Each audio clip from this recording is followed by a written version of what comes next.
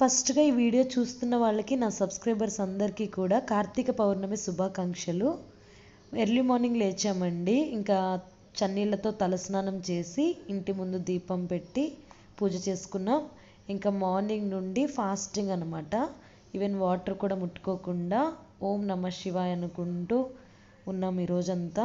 ఇంకా సాయంత్రము శివాలయానికి వెళ్ళి 365 ఒత్తులు అయితే వెలిగించాము.